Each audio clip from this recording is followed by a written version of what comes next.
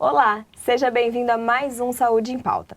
Dezembro é considerado mundialmente e aqui em Araraquara o mês de conscientização sobre a AIDS. Por isso, nesse mês, o nosso programa também aderiu à campanha Dezembro Vermelho.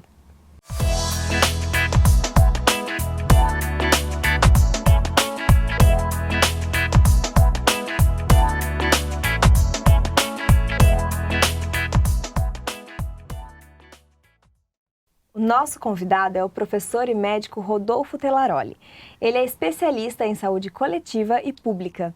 Olá, doutor, seja bem-vindo. Doutor, nos anos 80, o mundo ficou assustado com a epidemia de AIDS. E agora, quase 40 anos depois, o coquetel ele foi aperfeiçoado, mas por que ainda é importante falar sobre o tema? Bom, na verdade, nesses 40 anos, foram quase 1 milhão de brasileiros que contraíram a AIDS, né? E apesar de tanta informação e tanto tempo, muitas pessoas ainda não tomam os cuidados preventivos necessários para não se contaminar com a doença. E até de uns anos para cá, nós estamos observando um aumento no número de casos novos de AIDS, apesar de tanta informação, de tanta preocupação que nós temos com essa doença tão grave. Ah, sim. E doutor, muita gente confunde AIDS e HIV. Qual a diferença? O HIV é o nome do vírus causador da AIDS. E a AIDS é a doença propriamente dita. O fato de alguém ser portador do HIV não significa que ele esteja doente. A doença ela pode levar de meses até anos para aparecer e ela se constitui num rebaixamento do sistema imunológico, que vai permitir o aparecimento de doenças que normalmente não acometem pessoas saudáveis, como a pneumonia por pneumocystis alguns tipos raros de câncer de pele e outras doenças. São situações muito diferentes. Ah, sim. E doutor, qual o fator de risco para a contaminação? O principal fator de risco, a AIDS hoje é considerada uma doença sexualmente transmissível. Então, o principal fator de risco é a realização de relações sexuais sem o uso de preservativo masculino ou preservativo feminino, que impede a contaminação. Ou quando acontece o rompimento do preservativo durante a relação sexual. Esse é o principal fator de risco, mas não é a única maneira de transmissão da doença. Quais as outras maneiras, doutor?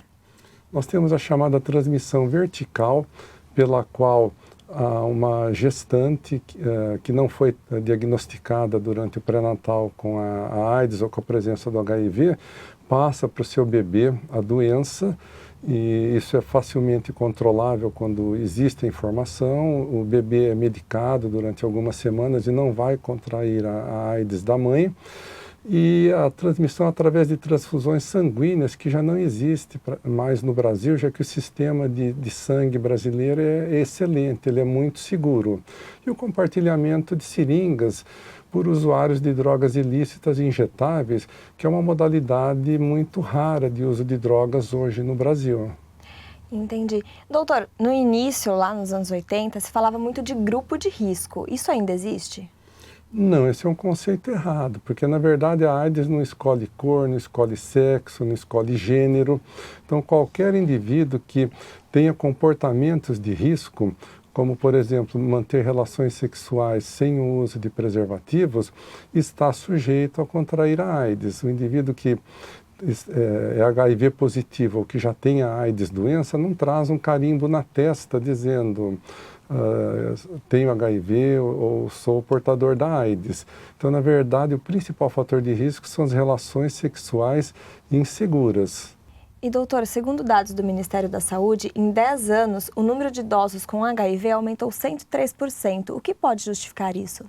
Na verdade, isso é decorrência de uma falha nas políticas públicas voltadas à prevenção da transmissão do vírus HIV. Se esquece que os idosos são sexualmente ativos.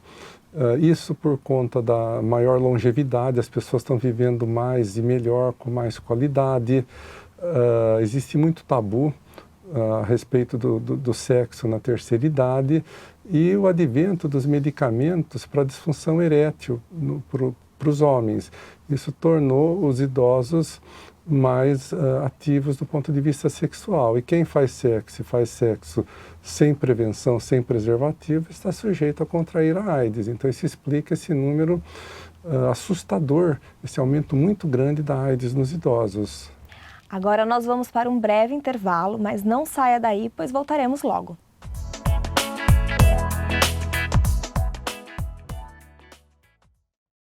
Olá, estamos de volta. O Saúde em Pauta desse mês também aderiu à campanha Dezembro Vermelho. O nosso convidado é o médico e professor Rodolfo Telaroli. Doutor, é importante falar sobre prevenção, mas quando já houve a contaminação, o que deve ser feito? Bom, naquelas situações, principalmente quando a relação sexual se deu sem preservativo, ou o preservativo estourou, ou um caso de violência sexual, um estupro contra um homem ou uma mulher, é importantíssimo a vítima procurar os serviços de saúde num prazo máximo de 72 horas. O ideal é que essa procura se dê no máximo dentro das primeiras 24 horas para a gente ter maior eficácia nas medidas preventivas. O indivíduo, durante os dias de semana, vai procurar o CESA, que é o Centro de Saúde Escola da Universidade de São Paulo, ali em frente à Praça Pedro de Toledo, na Rua 7, onde vai ser atendido por infectologistas que vão indicar um tratamento preventivo a ser dado por indivíduo para que ele não contraia a doença. E caso o problema aconteça à noite ou nos finais de semana, é procurar a UPA. Então, feita essa medicação, mesmo que não se saiba se o indivíduo agressor ou parceiro, no caso de uma relação consensual, é portador do vírus HIV, na dúvida, relação sexual sem preservativo é procurar esses serviços de saúde para se tomar as medidas adequadas. E doutor, há perspectiva de qualidade de vida para quem tem HIV? Com certeza, nós temos mais de 20 medicamentos antivirais disponíveis no mercado e o governo brasileiro, desde 1996, ele foi pioneiro em nível mundial, ele distribui esses medicamentos tanto para os indivíduos com a AIDS doença, como mais recentemente para aqueles indivíduos que são HIV positivo.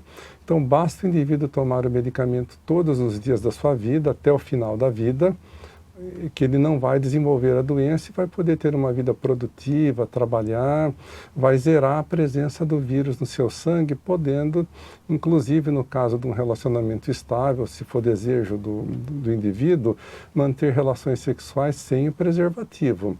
Só que não é uma coisa banal, são medicamentos e eu friso que o uso desses medicamentos é até o final da vida. O senhor já falou dos casos de estupros, mas em caso de acidentes de trabalho na área da saúde, o que deve ser feito? Bom, infelizmente, esses acidentes acontecem, em especial pessoas que trabalham em laboratórios de análises clínicas. Então, um indivíduo pode se perfurar com uma agulha com a qual foi coletado sangue de algum paciente que compareceu ao laboratório. As medidas são as mesmas. Esses acidentes de trabalho, eles podem contaminar o trabalhador com a AIDS. Então, o indivíduo tem que procurar o mais rápido possível os serviços de saúde. Então, durante a semana, o CESA, fora de horário, a UPA ou a maternidade gota de leite também oferece esse serviço fora do horário comercial e dar início à prevenção através do uso dos medicamentos antivirais. Isso vai impedir que o trabalhador venha a ser contaminado pela AIDS. E a cura para o HIV já existe? Não. Infelizmente, nós não temos ainda nem vacina para o HIV e também não temos cura. Na verdade, as doenças virais são incuráveis. Ou elas se curam sozinhas, como o caso de uma gripe, de um resfriado, ou no caso da AIDS tem que se tomar um medicamento para se controlar a doença, mas se o indivíduo parar de usar o medicamento, a doença vai se manifestar. As doenças virais são danadas mesmo.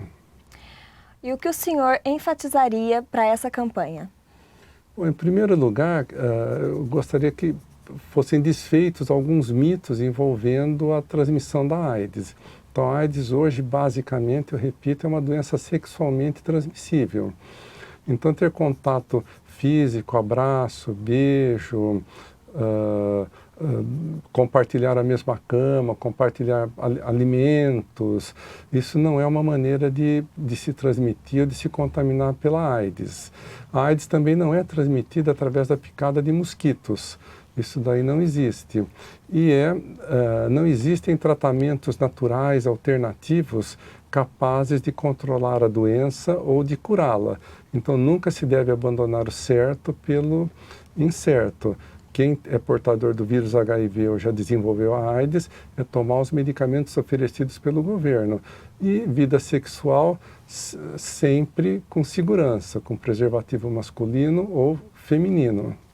Obrigada, doutora. Eu espero que a cura seja descoberta em breve.